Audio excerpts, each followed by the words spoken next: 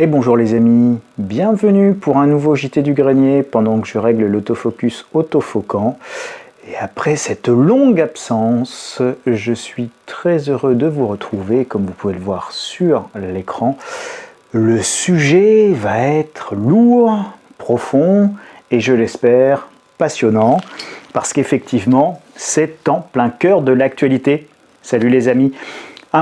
Plus d'un mois, presque un mois et demi qu'on ne s'est pas vu, c'était un petit peu volontaire, évidemment, volontaire non pas parce que j'avais pas envie de faire de vidéos, j'avais très envie de faire plein de vidéos, mais quand on a trop envie, évidemment, on ne pense plus, on ne réfléchit pas, et quand le bruit devient immense, quand la fureur se déchaîne, c'est important de prendre le temps. Au contraire de cette société de l'immédiateté, prendre le temps de la distanciation, du recul, pour pouvoir se mettre à penser quand tout est fait pour que vous ne pensiez pas. Et c'est de ça que j'avais envie de vous parler en cette rentrée, parce qu'évidemment c'est ce qui a baigné nos dernières semaines de vie et ce qui va baigner aussi les prochaines semaines de vie. Alors comment on viole votre esprit, avec en petit sous-titre le viol des foules par la propagande. Il manque le mot politique, mais je voulais faire plus court, mais le titre exact, puisque vous allez voir c'est un titre de bouquin. Le viol des foules par la propagande politique, c'est passionnant et nous sommes en plein dedans. Et je vous propose qu'on pense, qu'on réfléchisse. Je ne suis pas là pour vous dire quoi faire, quoi ne pas faire. Ce n'est pas mon objet. Mon objet, c'est de partager avec vous un certain nombre de réflexions. Et ces réflexions, normalement, elles doivent alimenter tout le monde, qui que vous soyez, d'où que vous veniez, quel que soit votre parcours ou vos convictions. Elles ne sont pas politiques dans un sens ou dans un autre, c'est pas la faute à Macron ou pas la faute à Macron, encore une fois, c'est pas le sujet, c'est pas l'objet. Mais en revanche, il s'est passé des choses et on va les décrypter ensemble parce que je trouve ça évidemment passionnant. Donc bienvenue dans ce nouveau JT du Grenier de l'Écho de la rentrée. Voilà, alors j'espère évidemment que vous allez tous bien et on attaque directement. Comment viole votre esprit le viol des foules par la propagande politique? Allez, on passe dans V pour Vendetta, un film que vous avez peut-être vu, et si vous ne l'avez pas vu, je pense notamment aux plus jeunes parce qu'il date de quelques années, je vous invite à regarder ce film V pour Vendetta. Et à un moment donné, il y a une réplique dans ce film: mon père était écrivain. Il vous aurait plu. Il disait que les artistes utilisaient les mensonges pour dire la vérité et que les politiciens le faisaient pour cacher la vérité. Un homme selon mon cœur. Voilà, donc on peut mentir pour dire la vérité ou on peut mentir pour cacher la vérité. Et donc, évidemment, je vous invite à lire entre les lignes de ce que je vais vous dire aujourd'hui et de ce dont je vais vous parler. Alors, j'ai plusieurs bouquins. Donc le premier, c'est Le viol des foules par la propagande politique. Il est là. C'est un bouquin de Serge Tchakotine. J'ai toujours du mal à le prononcer. Serge Tchakotine. C'est un petit pavé. C'est relativement dur de lecture. Mais pourtant, c'est un bouquin passionnant parce qu'évidemment, nous sommes en plein dedans. Nous sommes en plein viol des foules par la propagande politique. Alors, qui est Tchakotine? C'est quelqu'un qui est né en 1983 à Constantinople. Il est mort assez récemment, en 1973. Il est enterré en Corse, à Cargèse. C'est un microbiologiste et psychosociologue russe. Il a combattu la révolution russe. Il a trouvé refuge en Allemagne. Il a combattu le nazisme. C'est quelqu'un qui connaît intimement la notion de propagande et c'est quelqu'un qui était même on va dire, l'inspirateur de ceux qui résistaient au nazisme en Allemagne et à Adolf Hitler, et donc notamment le SPD et les gens plutôt de gauche en Allemagne. C'est lui qui a inspiré complètement le discours de contre-propagande, et qui a plutôt échoué quand on voit le résultat de l'histoire. Il a été arrêté, il a été interné, emprisonné, libéré, il est retourné en Russie. C'était l'apprenti et l'assistant de quelqu'un que vous connaissez, dont vous avez forcément entendu le nom, de Pavlov. Vous savez, les réflexes de Pavlov. Enfin voilà, c'est un ami d'Einstein, etc. Enfin, c'est un type assez extraordinaire et qui a laissé un bouquin fabuleux Le viol des foules par la propagande politique, et les mots ont un sens. Je vous laisserai lire ça, mais vous pourrez faire pause et le relire tranquillement. Sachez également que je mettrai en téléchargement dans l'édito de demain lundi sur le site Insolentiae, je vous mettrai cette présentation. Alors attendez, là j'ai mon truc qui ne truque plus. Voilà. Alors le viol c'est quoi? C'est intéressant ça, la définition du viol. Un rapport sexuel imposé à une personne sans son consentement, ça on a très bien compris, on le savait. Mais donc ça c'est le petit Larousse, hein, Larousse en ligne, dans la notion de littérature, action de violer quelque chose, le viol d'un secret professionnel par exemple. D'accord, vous avez violé le secret médical.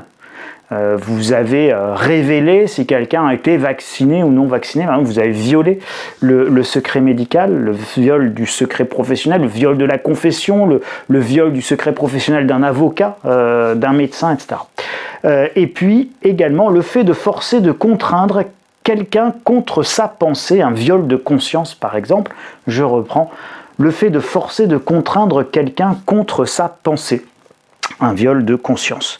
Tout rapport avec une situation existante serait évidemment purement fortuite. Donc, le viol des foules par la propagande politique, c'est aussi le fait d'imposer une pensée, de forcer à faire quelque chose, de contraindre à réaliser un acte qui n'aurait pas été fait, commis ou réalisé sans un recours à une propagande politique massive. Et donc, c'est ça le viol des foules par la propagande politique. Et donc, c'est très intéressant de revoir un phénomène qui est que au début de l'été, les gens ne veulent pas aller se faire vacciner, veulent partir en vacances, et puis à la fin de l'été, ils sont tous allés se faire piquer et vacciner alors qu'ils n'avaient pas du tout envie ou prévu de le faire. Je vous dis pas que c'est bien ou c'est mal, et encore une fois, c'est pas l'objet, et c'est pas un jugement moral sur la vaccination ou sur l'utilité de la vaccination. Suivez les consignes officielles, etc., etc. De toute façon, j'ai signé la charte YouTube, donc pour pouvoir m'exprimer sur YouTube, c'est normal que je dise ce genre de choses. Hein. Donc voilà, je parle pas de ça, moi je parle du procédé qui a été utilisé pour arriver à ce résultat. Et donc on a 4 mécanismes qui sont décrits par Tchakotine, et ces 4 mécanismes, pour lui, c'est 4 impulsions affectives primaires, donc des sentiments, et donc nous avons l'agressivité, l'intérêt matériel immédiat, l'attirance sexuelle au sens large, hein. Ne n'imaginez pas que ce soit juste la notion de rapport sexuel, l'énergie sexuelle ou l'attirance sexuelle, c'est quelque chose de bien plus large, une pulsion, notamment des pulsions de vie, et la recherche de la sécurité et de la norme. Alors, l'agressivité, si vous vous souvenez de tout le travail préparatoire avant l'allocution du 12 juillet d'Emmanuel Macron, vous vous souvenez de l'agressivité à laquelle la population a été soumise. C'était une agressivité, des propos ultra agressifs, ultra méchants, ultra violents. Donc il y avait évidemment un effet sidération. L'intérêt matériel immédiat, vous voyez très très bien, votre intérêt matériel immédiat, c'est de pouvoir travailler. Si vous n'avez pas de passe, vous ne pourrez pas travailler. L'intérêt matériel immédiat, c'est si vous n'avez pas de passe, vous ne pouvez pas partir en vacances. Si vous n'avez pas de passe, je vous gâche en vacances. Si vous n'avez pas de passe, vous ne pourrez pas aller à la piscine, au restaurant, etc. Donc, tout ce qui fait l'agrément de la vie, on va dire l'intérêt matériel de la vie, jusqu'au travail, et donc le fait de pouvoir gagner sa vie et donc d'assurer ces aspects matériels les plus basiques, vous allez en être empêché. Donc on joue bien sur cette notion d'impulsion affective qui est l'intérêt matériel immédiat, et donc évidemment ça fait très très peur. La recherche de la sécurité et de la norme, je n'ai pas envie d'être mis au banc de la société, je veux être un bon citoyen, vacciné et bien protégé, je veux être bien obéissant, c'est beaucoup plus rassurant évidemment que d'être jeté à la vindicte populaire. Oh, regardez là-bas, il y a un non vacciné, il y a un petit, il y a un grand, il y a... Voilà. Et vous pouvez faire ça après avec toutes les catégories possibles ou imaginables, et vous voyez bien qu'à partir du moment où vous déroulez ce genre de processus, eh bien, vous faites faire à peu près ce que vous voulez à une foule, et les précédents historiques ne manquent pas.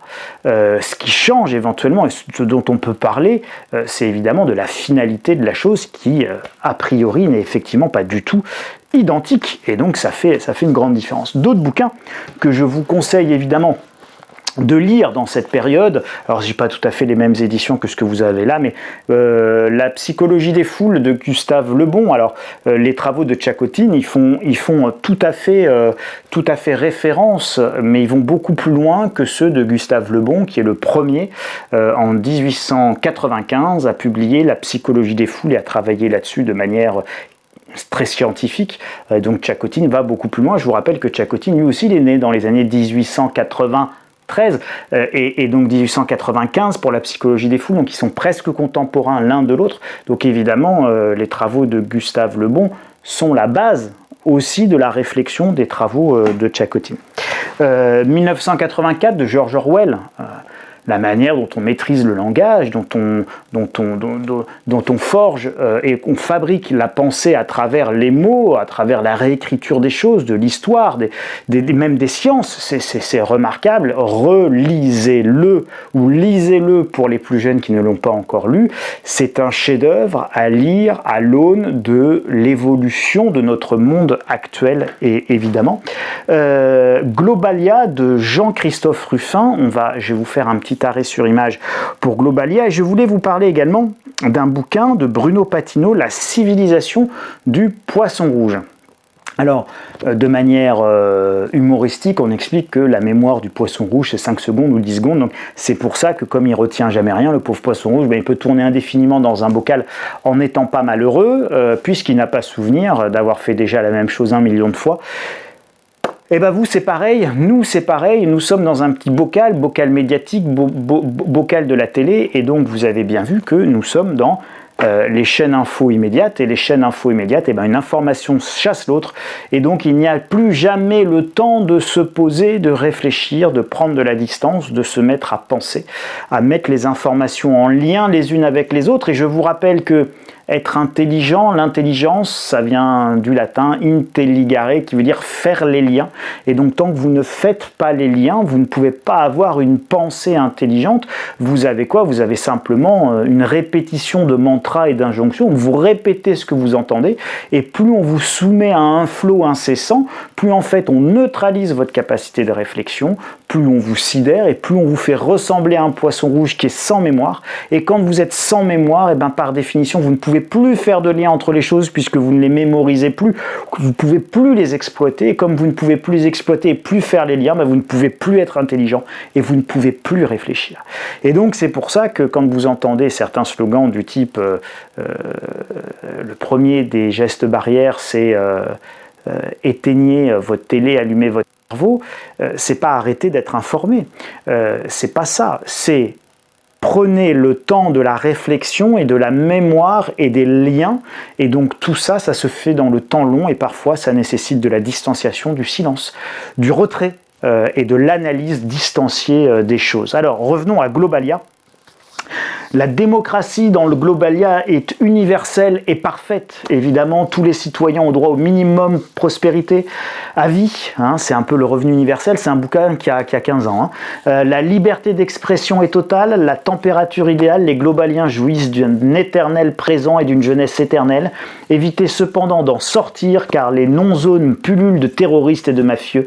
Évitez aussi d'être comme Baïkal, qui est c'est petite référence au lac Baïkal d'ailleurs en Russie, et qui est quelqu'un qui est le personnage, le héros de ce bouquin, atteint d'une funeste pathologie, dite la pathologie de la liberté. Vous deviendriez vite l'ennemi public numéro 1 pour servir les objectifs d'une oligarchie vieillissante, dont l'une des devises est un bon ennemi et la clé d'une société équilibrée. Un grand roman d'aventure, blablabla, s'interrogeant sur le sens d'une démocratie poussée aux limites de ses dangers et de la mondialisation. Je vous conseille de lire ce livre.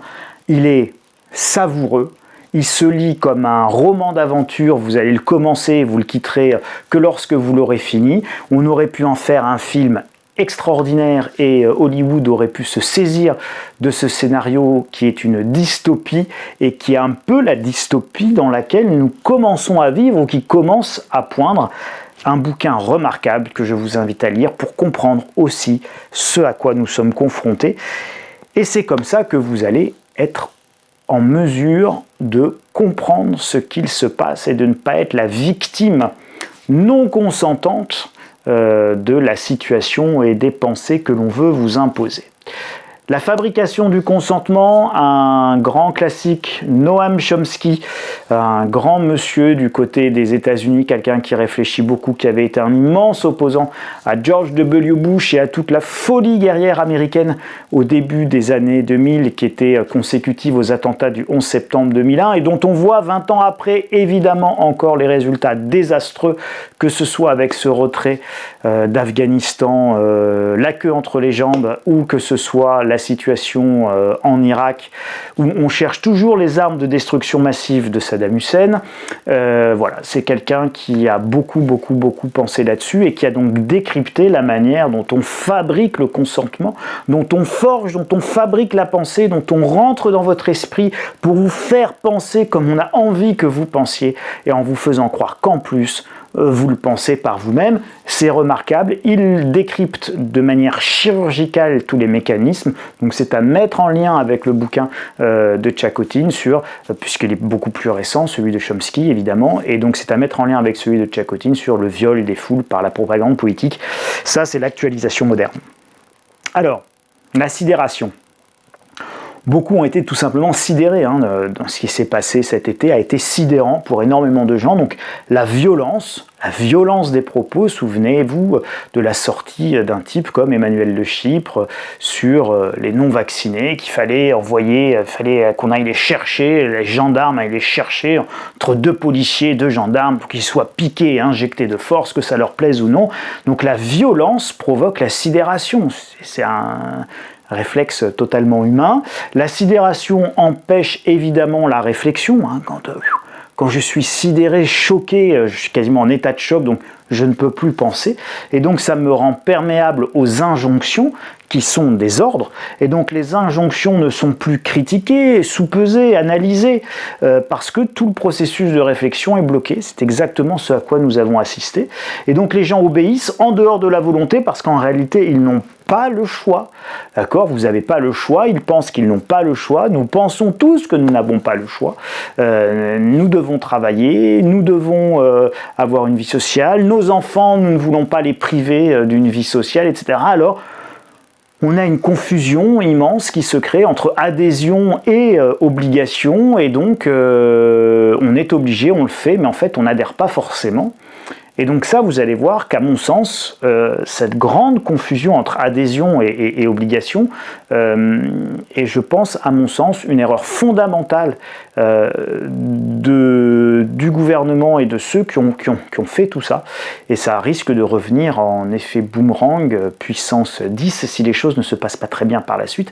Et je pense qu'elles ne vont pas se passer très bien par la suite, et c'est ce que je vous invite à garder en tête. Alors, évidemment, tout ce qu'on a vu, ce sont des procédés qui sont condamnables, d'accord ? Parce que rien, finalement, ne justifie, à mon sens, en démocratie, que l'on ait recours à de tels outils de propagande. Donc on comprend très bien ça chez Mao, chez Staline, chez Hitler, chez Pinochet, et dans toutes les dictatures plus ou moins avariées, diverses et avariées du monde et de l'histoire humaine. Mais dans une démocratie moderne, on a du mal à considérer que ce genre de procédé soit acceptable. Voilà. Donc effectivement, vous avez deux catégories de gens, ceux qui pensent que la fin justifie les moyens et que donc tout est possible, y compris en démocratie, puis d'autres qui pensent que le viol des foules par de la propagande politique, dans des régimes abjects, ça ne le justifie pas, mais enfin on comprend bien pourquoi des régimes abjects y arrivent. Dans un régime démocratique comme le nôtre, on est effectivement en droit de se poser la question du fait que est-ce que c'est acceptable ou pas dans une démocratie comme la France. Et c'est, je dirais même, très important et très sain de se poser la question sur ce type de processus. Alors, la question philosophique et politique fondamentale ici est: la fin justifie-t-elle les moyens ? Et vous le savez, c'est une question vieille comme le monde. La fin justifie-t-elle les moyens ? Mais attention, là, ici, on a un objectif qui, a priori, est tout à fait louable. Et donc, en ce sens-là, vous avez beaucoup de gens, y compris dans les médias, y compris dans les oppositions politiques, y compris dans les syndicats, qui pensent que là, effectivement, la fin justifiait les moyens parce que l'objectif était louable, parce qu'on veut que les gens se vaccinent pour se protéger, pour protéger les autres, et permettre à la société de reprendre une vie normale. Et donc, massivement, les oppositions, les contre-pouvoirs prévus dans les textes, dans les constitutions, embrayent derrière ce procédé qui, à mon sens, est tout à fait condamnable et assez abject dans une démocratie comme la nôtre, parce qu'il y a derrière un objectif louable qui est celui de l'objectif de santé publique et de protection des gens, éventuellement contre leur gré. Voilà. Et donc, je pense qu'en tout cas, là, on a un vrai sujet, on a un vrai nœud. Et donc, doit-on protéger? Alors, question, la fin justifie-t-elle les moyens? Justifie-t-elle voilà, est-ce qu'on fait tout ce qu'on veut pour arriver à sa fin? Est-ce que on doit sauver les gens malgré eux? Et puis pourquoi dans ce cas-là et pas dans d'autres cas? Est-ce qu'on doit sauver les obèses de leur grosseur, les fumeurs de leur fumée, les hypertendus de leurs anxiétés, les vieux de leur vieillesse? Vous voyez, ça ouvre des champs de questions extrêmement important et il ne faut pas éluder ces questions-là. Et puis évidemment, toujours dans ce processus où vous avez vu que tout le monde est globalement d'accord et qu'aucun contre-pouvoir ne s'est opposé à ce qui s'est passé cet été, et bien quand votre seul outil c'est un marteau, tout ressemble à un clou. Hein. Donc quand vous avez juste un marteau et que vous ne pouvez que taper, et bien évidemment tout ressemble furieusement à un clou. Et quand votre seule solution semble être une vaccination et que votre seul outil ressemble à une seringue, et bien tout ressemble furieusement à un bras qu'on a envie d'injecter et de piquer. Pourtant, l'histoire enseigne que ce type de méthode, ça ne suffit pas pour faire ce qu'on appelle des stratégies. Voilà. Pourquoi? Parce que de manière générale, la vie est toujours beaucoup plus nuancée et beaucoup plus complexe qu'un seul élément, qu'une seule chose, qu'une seule technique ou que l'utilisation d'un seul outil. Et ça, à peu près de tout temps. Et n'importe quel stratège vous parlera des effets multiplicateurs de force, des causes multifactorielles ou plurifactorielles, bref. En général, il est quasiment impossible de réduire quelque chose de complexe à une seule action qui évidemment serait la solution miracle. Et donc, au-delà des hurlements, je vous propose qu'on regarde quelques faits, des faits qui peuvent choquer certains, des faits qui ne veulent pas être entendus, mais pourtant je pense que dans notre analyse prospective, et encore une fois, moi je ne suis pas là pour vous dire ce qu'il faut faire et pas faire d'un point de vue médical, c'est voilà, encore une fois, suivez les instructions officielles, je ne peux pas dévier de ce discours-là, mais ça ne nous empêche pas, une fois que ceci est dit, de regarder les faits et au-delà des hurlements, au-delà des injonctions, au-delà des cris, nous, d'essayer de penser, de réfléchir pour anticiper sur les prochaines étapes et sur ce qui va se passer. Et c'est ce que j'ai essayé de faire depuis le tout début de la pandémie où je vous annonçais les confinements avant même qu'on en parle. Hein, et au moment où Agnès Buzyn disait que les chances que le virus de Wuhan arrive en France étaient à peu près nulles, voire inexistantes, ben moi je vous disais que dans quelques semaines, on serait confiné, que vous aviez intérêt à faire vos courses de papier toilette. Ça, c'était pour la pointe humoristique. Donc les faits sont nettement plus nuancés que les hurlements qu'on entend et que la propagande actuelle ne laisse penser. Par exemple, l'atteinte de l'immunité collective devient quasiment impossible, ça devient quelque chose de plus en plus admis dans le consensus scientifique. 67% des hospitalisés en Israël sont des doubles vaccinés. Comme si les vaccins ne marchaient pas autant qu'on pouvait l'espérer, et c'est effectivement ce qui se passe, c'est pas qu'ils ne marchent pas, c'est qu'ils ne marchent pas autant qu'on pouvait l'espérer, et donc ça sème le doute dans une stratégie toute vaccinale. En Angleterre, par exemple, on déconseille maintenant la vaccination aux moins de 15 ans. L'OMS déconseille la 3e dose de vaccin. Alors regardez là, je vous ai fait quelques copies d'écran. Alors par exemple, vous avez un nouveau variant, le variant Mu, pour ceux qui n'auraient pas suivi, qui présente des mutations qui pourraient indiquer un risque de résistance au vaccin. Le variant a été identifié en Colombie et classé comme à suivre par l'OMS. Alors ça ne veut pas dire qu'il va être suivi des faits et que ça va être la pandémie de variant Mu. Ça veut dire que c'est possible. Ça veut dire qu'il y a Mu, mais qu'il n'y a pas que Mu. Il y a Mu, il y a Beta, il y a Theta, il y a Lambda, il y en a plein d'autres. Et la liste est longue. La liste est tellement longue que l'OMS réfléchit à utiliser les noms de constellations d'étoiles pour remplacer les lettres de l'alphabet grec, qui ne vont vraisemblablement pas être assez nombreuses pour décrire ou appeler ou donner une appellation différente à chacun des variants auxquels le monde va être confronté. Mais c'est pas tout. L'OMS dénonce la ruée des pays riches vers une troisième dose de vaccin et souligne que les données actuelles n'ont pas prouvé la nécessité d'un rappel. Pour l'instant, c'était une info du 19 août 2021, information qui sera peut-être infirmée dans quelques semaines, dans quelques jours, parce qu'évidemment, vous avez bien compris qu'on est dans quelque chose d'évolutif, et dans un processus où nous en apprenons tous les jours et où les scientifiques en apprennent tous les jours, et donc la vérité d'un jour est en réalité la vérité d'un jour, mais pas du tout une vérité pour toujours, et donc il faut faire preuve de beaucoup d'humilité et de beaucoup de calme et de pondération quand on parle de ce sujet. Au-delà des hurlements des faits toujours, je vous parlais tout à l'heure de l'immunité collective. Regardez plusieurs articles, si vous allez sur Google Actualité, que vous tapez immunité collective Covid, c'est intéressant, c'est juste pour vous illustrer les propos. Article du Figaro, le mirage de l'immunité collective s'éloigne encore un peu. Le Monde, le variant Delta réduit-il l'espoir d'atteindre l'immunité collective? Le JDD, Covid-19, le variant Delta a-t-il sonné la fin de l'immunité collective? Etc., etc., etc. Donc, vous voyez, c'est nettement plus nuancé. Tout à l'heure, je vous disais 67% en Israël des gens sont vaccinés, ce qui, encore une fois, ne veut en aucun cas dire, et vous ne devez pas en conclure que le vaccin est totalement inefficace, puisqu'il y a plein de raisons qui expliquent ça, on va y revenir. Et mais par exemple, dans un article de Libération, de Check News, donc c'est le fact-checking de Libération, là, quand je prends ça, je prends pas de risque. Enfin, je veux dire, c'est un truc sérieux. Ils touchent des subventions. C'est des vrais médias. Check News de Libé. Covid-19, est-il vrai que la majorité des personnes hospitalisées en Israël sont vaccinées? C'est vrai, mais cela ne prouve pas l'inefficacité des vaccins. Et c'est vrai aussi, pour plusieurs raisons.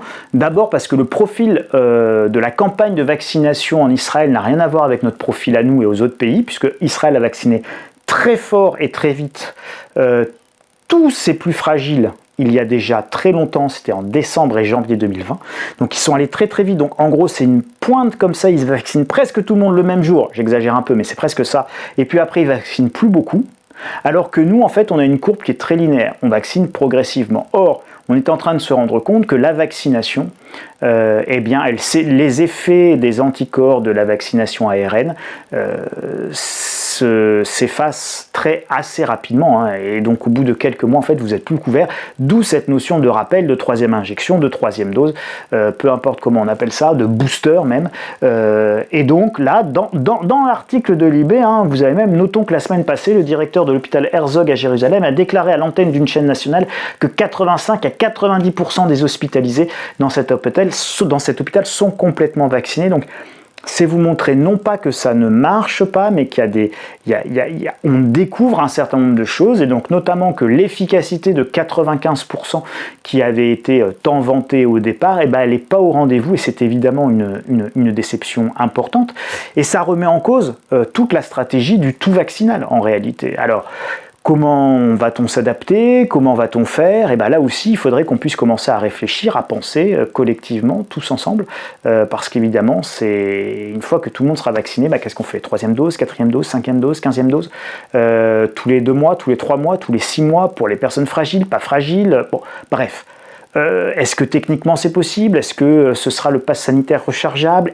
Enfin voilà, c'est des quantités de questions techniques, sanitaires, démocratiques qu'il faut se poser quand on analyse évidemment les faits. Et donc c'est pour ça que j'ai fait fin août, pour mes abonnés à la lettre stratégie, un dossier spécial 2022 vers un échec de la stratégie vaccinale. Donc non, ce n'est pas une certitude sur l'échec de la stratégie vaccinale, mais c'est une hypothèse importante de travail, comme le fait de travailler une hypothèse d'inflation qui soit largement supérieure à 2% et qui soit largement plus durable que ce qu'on nous dit. Vous savez que les banques centrales, elles disent l'inflation sera momentanée, non durable et passagère, et puis pas très élevée. Et moi je vous dis, il y a des probabilités quand on analyse la situation et qu'on regarde les faits, que ce soit nettement plus durable, nettement plus élevé, et nettement moins momentané, nettement plus douloureux que ce que disent les banques centrales. Ce qui ne veut pas dire que ça va se produire. Ça veut dire que ça peut se produire et que c'est intéressant d'analyser cette hypothèse. Et bien là, c'est pareil, c'est intéressant d'analyser l'hypothèse de l'échec de la stratégie vaccinale et de ses impacts sur les marchés financiers qui ont tout misé sur le vaccin. Je vous rappelle qu'on a un immense crack en mars-avril 2020, suivi d'un immense rebond, et depuis on bat record sur record parce que les marchés ont acheté la fin de la crise et le fait que les vaccins allaient tout régler puisqu'ils avaient 95% d'efficacité, voire même 100% d'efficacité, et que les laboratoires pharmaceutiques ont flambé, enfin leurs cours en bourse ont flambé. Quel impact économique? Retour des confinements, accroissement à nouveau de l'endettement Bref, vous avez des vraies questions sur les impacts économiques potentiels si jamais nous avons à faire face à l'échec de la stratégie vaccinale. Quel impact sur la politique des banques centrales et la création monétaire? Je viens de vous évoquer l'inflation à l'instant. Quels seront les impacts sanitaires, évidemment, et puis quels sont les impacts sociopolitiques, d'acceptabilité encore d'une campagne de vaccination éternelle, etc. Va-t-on recourir encore au viol et à la propagande, au viol par la propagande politique pour faire admettre ça? Et donc ça pose là des questions sur notre système démocratique, mais de manière durable, de manière pérenne. Envisager que la vaccination n'apparaisse plus comme la seule solution, mais comme un outil dans la gestion de la pandémie, et seulement comme un outil, et plus modestement, comme un outil dans un grand tout. Et peut-être qu'effectivement, on pourrait même y gagner en sérénité, en démocratie. Et je rappelle qu'il y a des élections qui vont se tenir dans quelques mois, et accepter le processus itératif et progressif de compréhension collective, car vous voyez bien que depuis le début, en fait, on ne vous dit pas immédiatement ce à quoi vous allez être confronté, on vous tient un peu par le bout du nez, et puis on vous dit, vous inquiétez pas, il n'y a rien à risquer, ça n'arrivera pas chez nous. Quand ça arrive chez nous, vous inquiétez pas, on est prêt. Puis quand on n'est pas prêt, finalement, vous inquiétez pas, les masques ils servent à rien. Puis finalement, maintenant qu'on a des masques, parce qu'on n'en avait pas avant, vous pouvez les mettre, etc., etc. Donc tout ça, c'est un processus qui est un processus itératif, évolutif, face à une situation qui est éminemment complexe, qui est VICA, d'accord, volatile, incertaine, complexe et ambiguë. Vous pouvez regarder, j'ai fait un dossier aussi où il doit y avoir une vidéo sur le monde VICA, volatile, incertain, complexe, ambigu, et nous sommes en pleine situation VICA. Donc évidemment, ce sont des situations qui sont profondément évolutive. Voilà ce que je pouvais vous dire. Vous pouvez vous abonner à la lettre stratégie pour avoir et télécharger ce dossier. Si vous êtes abonné, le dossier est évidemment en téléchargement dans vos espaces lecteurs. Vous avez le droit de vous abonner évidemment à cette chaîne. Vous avez la possibilité de mettre un grand doigt de schtroumpf à cette vidéo. Vous avez la possibilité de la partager sans modération, de vous abonner à la chaîne. Et puis vous pouvez me retrouver tous les jours sur le site insolentiae.com pour 5 articles sur les informations clés du monde avec une évidemment économique très forte et un édito quotidien. Les amis, merci pour votre attention, un immense merci et toutes mes excuses un immense merci pour votre fidélité et toutes mes excuses pour cette absence pendant ces dernières semaines. Mais voilà, j'étais intellectuellement pas prêt à parler et j'avais besoin d'un petit temps de réflexion, de maturation, de repos, je vous le cache pas, mais j'aurais pu me reposer un petit peu moins longtemps. Et d'ailleurs, je ne me suis pas complètement reposé parce qu'évidemment, j'ai beaucoup lu, j'ai beaucoup potassé, j'ai beaucoup bouquiné. Et donc, n'oubliez pas Le viol des foules de Tchakotine, 1984, Globalia, Chomsky avec la fabrication du consentement, rien que le titre et tout un programme, La psychologie des foules de Gustave Le Bon. Quelques bons bouquins pour démarrer la rentrée. D'ici là, prenez bien soin de vous, protégez-vous, restez prudents. Et prenez bien soin de vous, restez prudents surtout. Et puis on se retrouve la semaine prochaine. Merci les amis, à très bientôt, au revoir.